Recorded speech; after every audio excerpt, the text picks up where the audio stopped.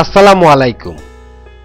আমাদের চারপাশের প্রকৃতিতে আপনা আপনি বেড়ে ওঠা গাছগুলো শীত গ্রীষ্মে নিজেদের মতো করেই নিজেকে মানিয়ে নেয়।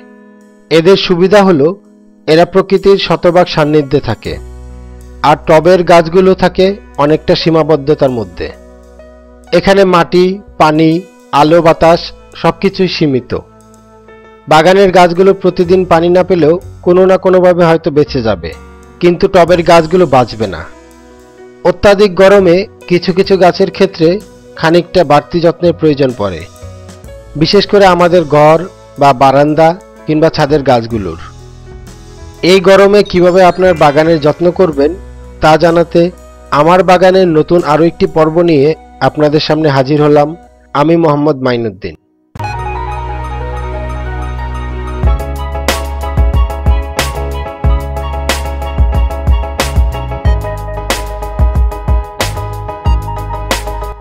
পরিবেশ রক্ষার্থে গাছ লাগানোর কোনো বিকল্প নেই। গাছ লাগাতে উদ্বুদ্ধ করার পাশাপাশি এর বিভিন্ন সমস্যা ও তার প্রতিকার নিয়ে নিয়মিত আয়োজন আমার বাগানে আপনাকে স্বাগত জানাই।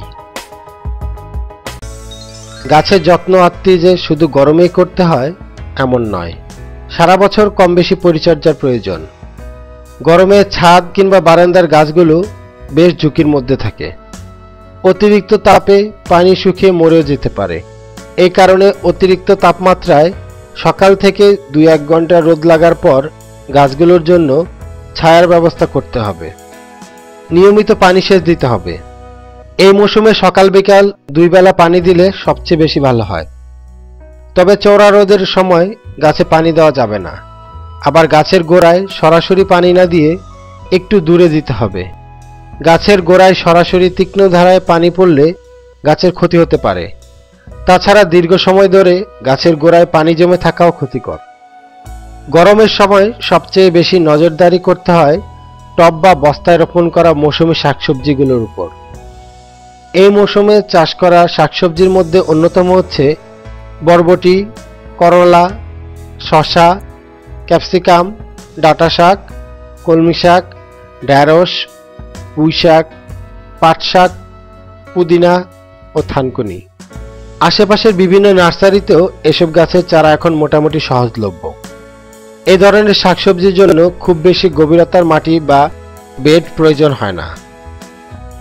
যদি বেড তৈরি করার কোনো সুযোগ না থাকে তাহলে কোনো ব্যাগে মাটি দিয়ে অথবা বড় মাপের টবে থাকা গাছের গোড়াতেই বুনে দিতে পারেন এসব শাকসবজি। পরিচর্যা করতে পারলে অল্প সময়ের মধ্যে ফলন পাওয়া সম্ভব। আপনার যদি সবুজ বাগান থাকে তাহলে সেগুলো সতেজ করতে আরও সচেষ্ট হন। মাটির সঙ্গে প্রয়োজনীয় সার মিশান, তাহলে বাগান হবে আরও সবুজ ও সমৃদ্ধ। চা পাতা, ডিমের খোসা, গোবর, কলার খোসা, শাকসবজির উচ্ছিষ্ট আর শুকনো পাতা একসঙ্গে কয়েকদিন রেখে দিন, তাহলে এগুলো পচে খুব ভালো সারে পরিণত হবে, যা কুঁড়ি ও ফুল গাছের জন্য বেশ উপকারী। এই বিষয়ে আমার একটি ভিডিও আছে, সেটি দেখে নিতে পারেন। সবুজ বাগান দেখতে ভালোই লাগে, তবে এর সৌন্দর্য আরও বেশি হতে পারে যদি ভিন্ন রং যোগ করেন। গোলাপ ও অন্যান্য বিভিন্ন রঙের ফুল গাছ রোপণ করতে পারেন, যার কারণে আপনার বাগান আরও সুন্দর ও স্নিগ্ধ দেখাবে। আগাছা চারার বড় শত্রু, তাই আগাছার হাত থেকে চারাকে রক্ষা করতে আগাছা ছাঁটাই করুন। গরমে অনেক সময় চারা তাড়াতাড়ি শুকিয়ে যায়। এসব আগাছা ছাঁটাই করলে চারার বিকাশ ত্বরান্বিত হবে এবং চারা সতেজ হবে। এই সময়ে গাছে পোকামাকড়ের আক্রমণটা একটু বেশিই থাকে, সুতরাং কীটনাশক ব্যবহার জরুরি।